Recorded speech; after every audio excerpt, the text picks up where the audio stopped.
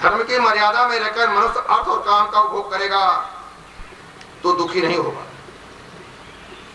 संयम और सदाचार नहीं बढ़े तो धन संपत्ति भी आनंद नहीं दे सकेगी। सूत जी सावधान करते हैं, धर्मराज के राज्य में धर्म की भी शिक्षा दी जाती थी। आरोग्यम भास्करात् इच्छेत मोक्षम इच्छेत जनार्दनात्। आरोग्यम भास्करात् इच्छेत मोक्षम इच्छेत जनार्दनात्। सूर्य नारायण प्रत्यक्ष भगवान, सूर्य नारायण साक्षात भगवान है। बाकी सभी देव भावना से सिद्धि देते हैं। सूर्य नारायण का प्रत्यक्ष दर्शन होता है। उनके दर्शन के लिए भावना की वैसी कोई आवश्यकता नहीं है। इसी प्रत्यक्ष देव की आराधना करो। धर्मराज भी सूर्य नारायण की उपासना करते थे। सूर्य नारायण की आराधना के बिना बुद्धि शुद्ध नहीं होती। ज्यादा नहीं तो कम से कम रोज 12 बार सूर्य नमस्कार करो। मेरे सूर्य नारायण और श्री कृष्ण एक हैं, कृष्ण ही सूर्य नारायण हैं। श्री कृष्ण भगवान ने स्वयं ही गीता में कहा है, ज्योतिषा आदित्यो, ज्योतिषाम आदित्यो। इस सूर्य नारायण की उपासना का क्रम कहा गया है। उनकी उपासना करने वाला कभी दरिद्र नहीं बनता। उनकी उपासना करने वाला कभी दरिद्र नहीं बनता। महाभारत के वन पर्व में कथा है, युधिष्ठिर सूर्य नारायण की उपासना करते थे। वन में सूर्यदेव ने उनको एक अक्षय पात्र दिया था। राम को भी सूर्य ने ही शक्ति दी थी। उसी शक्ति से उन्होंने रावण को मारा। राम ने भी यही आदर्श सामने रखा, मैं स्वयं ईश्वर हूं, फिर भी सूर्य नारायण की उपासना करता हूं। धर्म के साथ नीति का विवाह अर्थात संबंध न हो तब तक नीति विधवा जैसी है, बिना नीति के धर्म विधुर है। अर्थोपार्जन वैसे तो धर्म है, अर्थोपार्जन वैसे तो धर्म है, किंतु वो धर्मानुकूल होना चाहिए। धर्मराज के पवित्र राज में किसी भी के घर में कोई क्लेश न था। पुत्र माता पिता की आज्ञा का पालन करता था। उस समय राजा धर्मनिष्ठ होने के कारण प्रजा भी धर्मनिष्ठ थी। युधिष्ठिर का राज तक करके श्री कृष्ण द्वारिका गए। वहां की जनता ने रथ यात्रा का दर्शन किया। रथ में विराजित द्वारिकाधीश ने रोज दर्शन करो, उनके हाथों में शंख चक्र गदा और पद्म है। रथ सोने का है। कल्पना करो कि रथ सोने का है। एक झांकी सी करे तो हमारा हृदय पिघलेगा। इस शरीरत में श्री कृष्ण की झांकी करो। हृदय में सिंहासन पर बिठाकर भक्तजन प्रभु का दर्शन करते हैं। ज्ञानी जन समाधि की अवस्था में ललाट में ब्रह्म दर्शन करते हैं। ज्ञानी जन समाधि की अवस्था में ललाट में ब्रह्म दर्शन करते हैं। द्वारिकाधीश ने द्वारिका में प्रवेश किया। नगरजन कहते हैं कि आपकी कृपा से वैसे तो सब ठीक है, एकमात्र दुखी यही था कि आपका दर्शन नहीं कर सकते थे। सभी को कृष्ण दर्शन की आतुरता है। भगवान ने अनेक रूप धारण किए। 16,000 रानियों के साथ राजप्रसाद में प्रवेश किया। भगवान की वाणी चतुर है। सभी रानियों से कहते हैं, मैं तेरे ही घर में पहले आया हूं, फिर घुमाया। प्रायः स्त्रियां ईर्ष्यालु होती हैं, इसलिए भगवान ने प्रकृति को समझकर कहा, सभी से कहा कि मैं तेरे घर में पहले आया हूं। दूसरे दिन रानियों के बीच प्रेम कलह हुआ। भगवान की दिव्य लीला है। उस समय कामदेव लड़ने आया। रासलीला में कामदेव पराजित हुआ था। फिर भी उसे मन में असंतोष रह गया था कि उस समय तो श्री कृष्ण बालक ही थे, उस समय मैं हारा था, अब कोई अचरज की बात नहीं थी। कामदेव ने श्री कृष्ण ने कहा, जब सुंदर युवतियां आपकी सेवा कर रही हो उस समय मुझे झगड़ना है। सुंदर प्रेम हाव भाव से रानियों ने श्री कृष्ण को प्रसन्न करने का प्रयत्न किया, किंतु श्री कृष्ण तो अजय ही रहे। वन के वृक्षों के तले बैठकर काम का दमन करना तो ठीक है, किंतु अनेक रानियों के साथ रहकर काम को जीते वो तो परमात्मा है। श्री कृष्ण का चिंतन मनन करने वाले को काम सता नहीं सकता। श्री कृष्ण को तो वो कैसे सताएगा? ईश्वर वो है जिसे काम कभी अधीन न कर सके, काम के अधीन हो जाए वो जीव है। श्री कृष्ण को कामदेव पराजित न कर सका, उसे अपने धनुष बाण का त्याग करना पड़ा। श्री कृष्ण योगेश्वर है, शंकर भी योगेश्वर है। प्रभुत्व में पूर्णता रहकर भी उसमें आसक्त न बने, वही योगीश्वर है। संपूर्ण निवृत्त रहकर स्वरूप में स्थिर रहे, वो योगीश्वर है। शंकर योगीश्वर है, कृष्ण योगेश्वर है। 12वें अध्याय में परीक्षित जन्म की कथा है। उत्तरा ने बालक को जन्म दिया, चारों ओर देखने लगा, माता के उदर में मुझे चतुर्भुज स्वरूप जो पुरुष दिखता था वो कहां है, कहां है? परीक्षित भाग्यशाली था कि उसको माता के गर्भ में ही भगवान के दर्शन हुए। यही कारण है कि वो उत्तम श्रोता है। युधिष्ठिर ने ब्राह्मणों से पूछा कि बालक कैसा होगा? ब्राह्मणों ने कहा, वैसे तो सभी ग्रह दिव्य हैं, किंतु मृत्यु स्थान की कुछ गड़बड़ी है।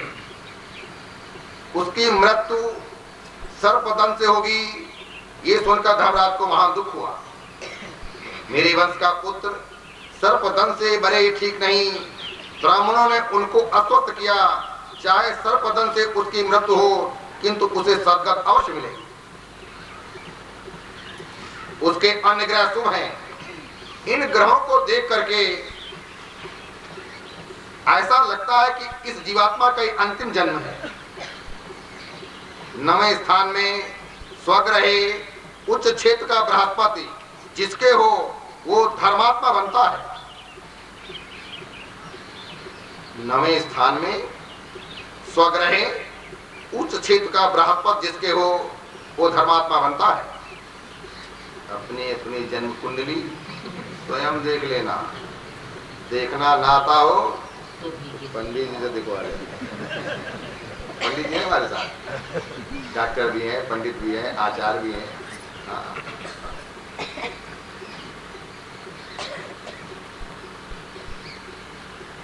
परीक्षित दिनों दिन बड़े हो रहे हैं।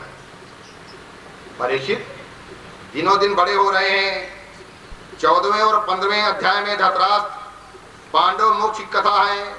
16वें अध्याय से परीक्षित चरित्र का आरंभ होता है। विदुर जी तीर्थ यात्रा करते हुए प्रभात क्षेत्र में आए। प्रभात क्षेत्र में हम लोग गए थे, याद होगा, द्वारिका गए थे तो प्रभात क्षेत्र में गए थे। उन्हें खबर हुई कि सभी कौरवों का विनाश हुआ। धर्मराज राज सिंहासन पर बैठे हैं। केवल मेरा भाई धृतराष्ट्र ही धर्मराज के यहाँ मुट्ठी भर खाने के लिए रह गया है।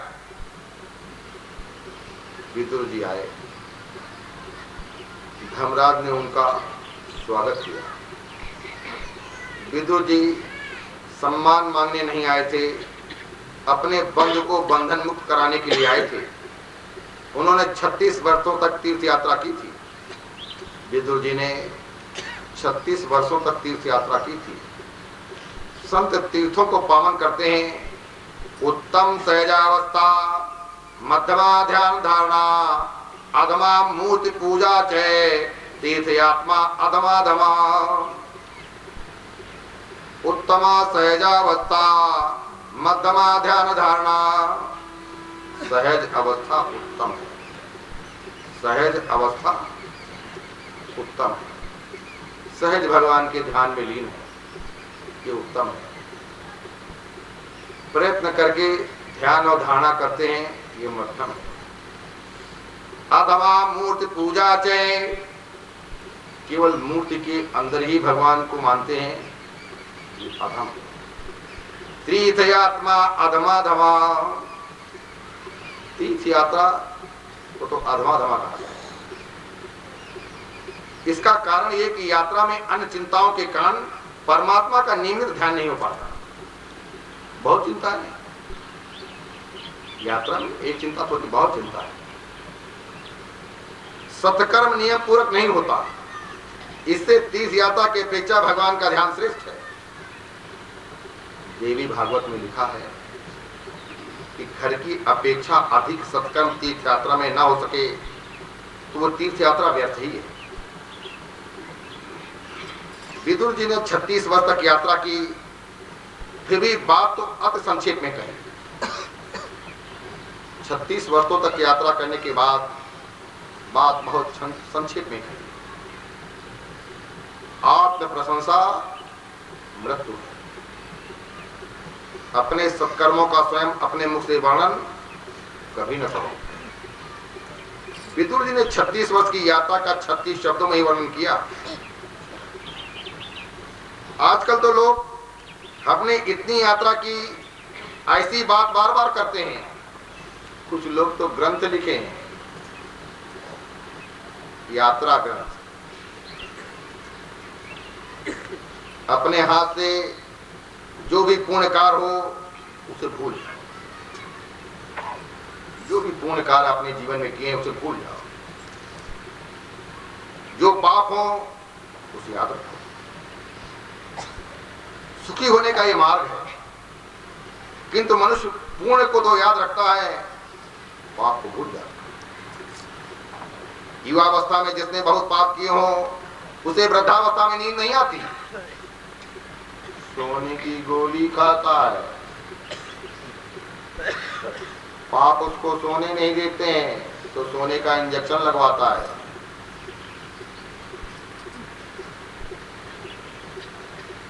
मध्यरात्रि के समय विदुर जी धतराष्ट्र के पास गए, वो जाग ही नहीं रहे। विदुर जी धतराष्ट्र के पास गए, वो जाग ही विदुर जी धतराष्ट्र के पास गए, वो जाग ही रहे थे। विदुर ने पूछा कि नींद नहीं आ रही? विदुर जी ने पूछा, भैया नींद नहीं आ रही क्या?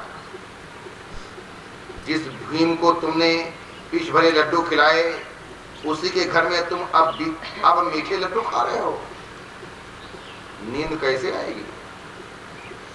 विदुर जी ने कहा, धिक्कार है तुम्हें। पांडवों को तुमने दुख दिया, तुम ऐसे दुष्ट हो कि राजसभा में द्रौपदी को बुलाने की तुमने सम्मति थी। पांडवों को छोड़कर अब यात्रा। विदुर ने अपने भाई धतराष्ट्र को समझाया, नैनवंत का ये कर्तव्य है कि नैनहीन को समझाए कि जीवन कैसे सफल होता है। जिसकी आंखें अंदर की बंद हैं विवेक और ज्ञान की, वो सब नैनहीन है।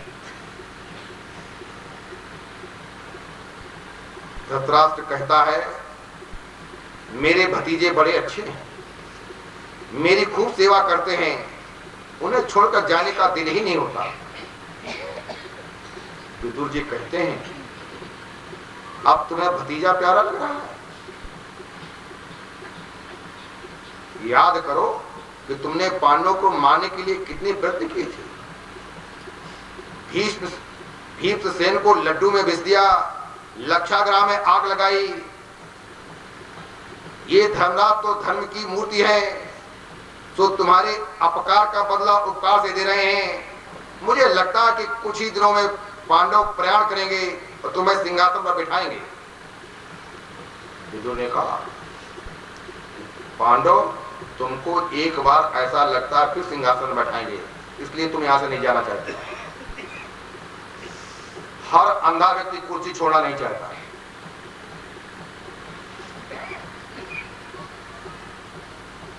तुम अब मोह छोड़ो, तुम्हारे सिर पर काल मंडरा रहा है, तुम्हारे मुख पर मुझे मृत्यु का दर्शन हो रहा है। समझ बूझ कर गृह त्याग करोगे तो कल्याण होगा, नहीं तो काल के धक्के का घर छोड़ना पड़ेगा। घर छोड़े बिना कोई चारा नहीं। खुद समझ सोचकर घर छोड़े वो बुद्धिमान है, कुछ ही समय में तुम्हारी मृत्यु होगी।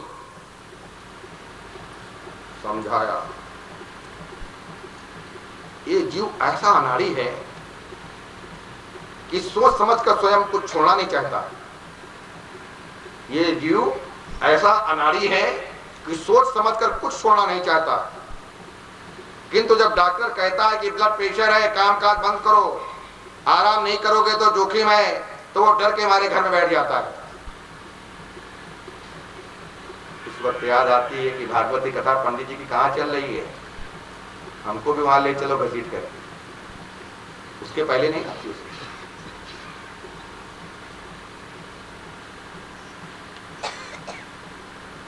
इस तरह लोग डॉक्टर के कहने पर धंधा काम काज छोड़ते हैं। धृतराष्ट्र कहता है, भैया तेरा कहना ठीक है,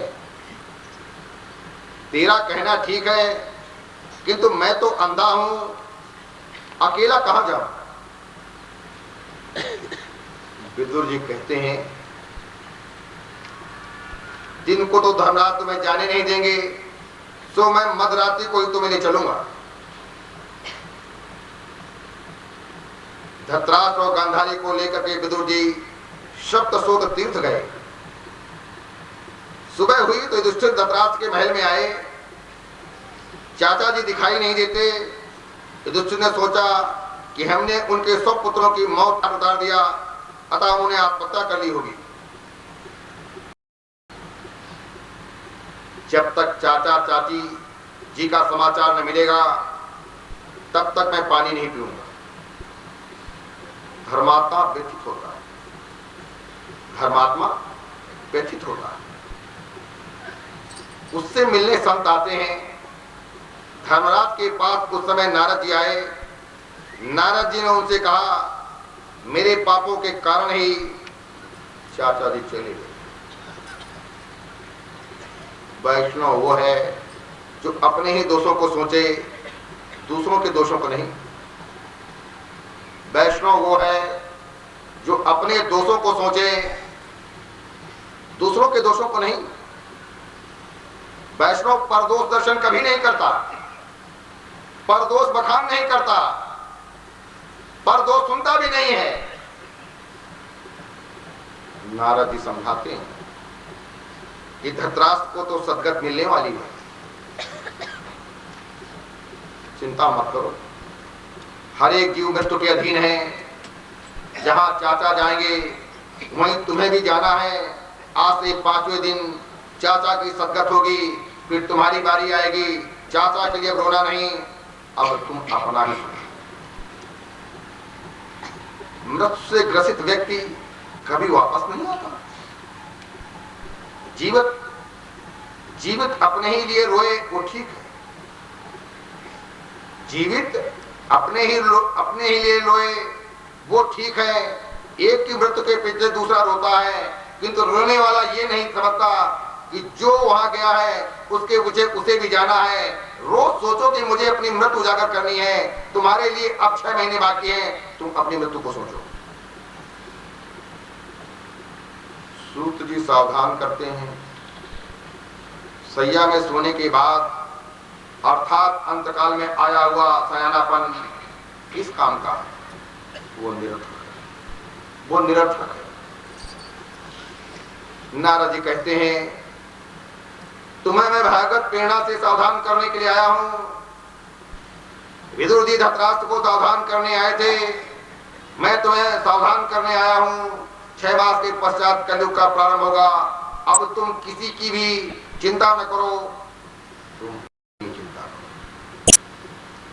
किसी की चिंता न करो, तुम अपनी चिंता करो। युधिष्ठिर ने कई यज्ञ किए।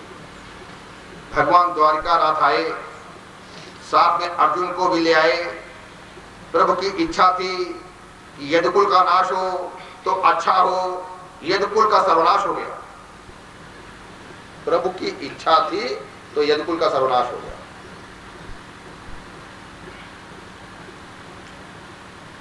युधिष्ठिर ने भीम से कहा कि नारद जी ने कहा था वो समय अब आ रहा है, ऐसा लगता है मुझे कलयुग की परछाई दिखाई दे रही है।